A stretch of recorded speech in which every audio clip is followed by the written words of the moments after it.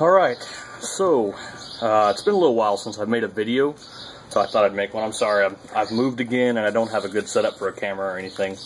But I'm in the middle of another engine. This is a customer's engine.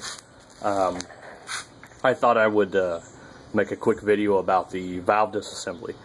Most people can remove the camshaft and other associated hardware with the head, but there are some special tools required to actually pull the valve springs, the valve retainers, keepers, valve stem seals, and valve out. So anytime you've got the opportunity to do this to your head and it's got some miles on it, which, you know, our cars are creeping up in the 20-year-old for some of us and more, it's a good time to go ahead and change at least the valve stem seals and lap the valve, which, you know, takes almost no money. Valve stem seals are cheap. Usually you can get a set for $20 to $25. So I'm going to real quick just run through what tools are required. This is kind of quick and sloppy. I'm just not prepared. I just thought I got 3 valves left in this head. I probably ought to make a quick video. I just hate to leave you guys out on any good information. So the first thing that you'll need once you've got to this point, because all we have here, we've pulled the lifter out. Now when you pull the lifter out, you want to put it in oil, but don't turn it upside down or on its side. I always just take them straight out and soak them in a mixture of oil and transmission fluid. Transmission fluid detergents do real good for cleaning stuff. Just do a little research on that. You'll find that it's actually some of the best stuff out there for degreasing, desludging stuff. Anyways, once you've got the cam off, and then you've got the lifter pulled out, which I just use a magnet and pull it out of there. You'll need a tool to actually compress the valve. And there's lots of tools out there for off the vehicle done, but the easiest way to do it is this. This is a tool by I guess technically it's a Blue Point, but it's just a snap-on tool. I bought this thing like probably 8 or 10 years ago. I want to say it wasn't more than 50 bucks.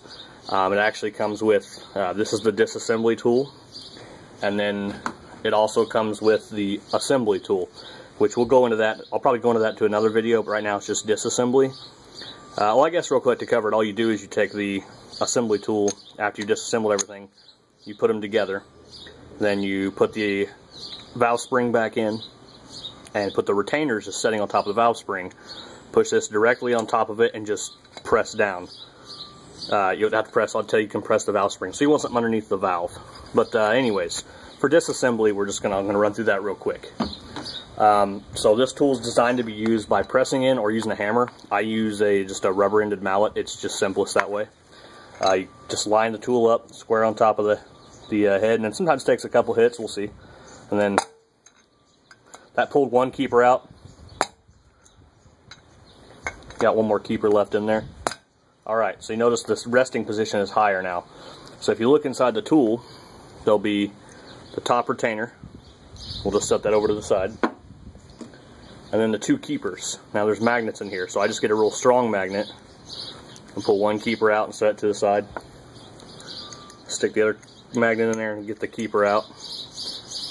Up there you can see. And then we'll set it to the side.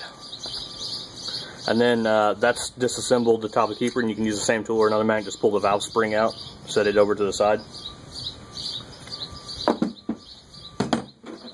Now the other tool you'll need is a set of valve stem seal removers. This is a KTC Auto tool. I probably got it. I don't know, it's one of those cheap Taiwan tools. I probably acquired it somewhere along the way from a parts store or a garage sale or God knows where. I just get one that's got a nice heavy-duty twisted mechanism here, because if not, when you go to squeeze it, it'll actually just bend these bars. So you'll want to reach down there around the valve stem seal, which is around the seat of the valve, and then kind of just twist it and pull up. Be careful not to scratch the outside housing of the lifter bore, or of the lifter bore. And I mean, just take some care with pulling it straight up. And you can pull the valve stem seal out. You want to replace those. It's like an O-ring kind of. And then one other important piece that a lot of people tend to forget. See, after I pull this head apart, completely disassemble it, pull all the plugs out and everything, I'm going to soak it in a little mild acid vat, because it is aluminum. By mild acid, I usually use vinegar. You can buy it, you know, $1.50, $2 a gallon at Sam's Club or Costco or whatever kind of bulk club store you've got around, or even Walmart. It's a little more expensive. Either way, it's cheap. I soak whole blocks in it. Just get a big one of those big tubs and soak the stuff in that. If it's cast iron, soak it for a day and it'll come out looking clean. But you need to make sure you brake clean it off and blow it all off with clean compressed air with an air filter on it. You don't want to be blowing moisturized air onto it because you'll cause some flash rusting. Anyways, so below the valve stem and the spring and everything, there's a small retaining washer. Kind of just run your magnet down there to the very edge. You'll kind of hear it click. It seats at the very bottom, and it's actually just a shim. It's at the bottom. Now, if you forget that and you go to clean this head and turn it upside down, some of them will fall out, some of them won't, and if you lose them, they're kind of hard to find. I've got a bunch of extra heads laying around, but worst case scenario, I mean, you really don't want to go have to search in your garage floor for one of these things, because you can't just throw a regular washer in there.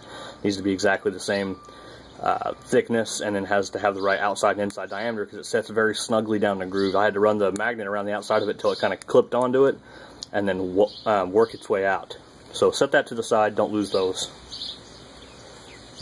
Alright, and at that point, there's nothing holding the valve in there. I have this head actually setting on a couple cinder blocks with a rag on top of it. A big thick microfiber cloth folded up a couple times. I do that just so the valve, if the valve does decide to get hit somehow and pushed down, it just kind of cushions against the microfiber cloth. But as long as you're using those correct tools, you shouldn't have any issue like that. And at this point, once I get all of them done, I still have 2 more here to do. I would just kind of tilt the head up and then pull the valves out one by one. You could you could put like a piece of fuel hose over top of each one if you're worried about dropping them. I've done a pretty good job. I normally don't drop any. If I just tilt it upwards like this, they'll kind of slide out and I can pull them out of the head one by one and then set them over to the side. And then go on from there. But that's the basic disassembly of a valve mechanism between the keeper, the spring, the retainer, the stem, the seal, all that stuff. And then, of course, you could go into replacing the valve guides if you have a damaged valve seat or valve guide. And Z1 offers, sorry, it's Z1Motorsports.com. They offer a bronze valve guide replacements. So those are very nice if you do decide to do a complete head assembly and if there's any issues you have. This is actually a perfectly running vehicle for this customer. It's time for the 120k mile service, and I did a compression leak down test and everything, and he actually does have a small seep in the head gasket somewhere. It was getting combustion gases in the radiator. So we went ahead and did the head gaskets, and I asked him what else he wanted to do, and he said let's do kind of a whole freshen up. So when we get done with this engine, it will be a almost 0 miles engine between the hone and everything.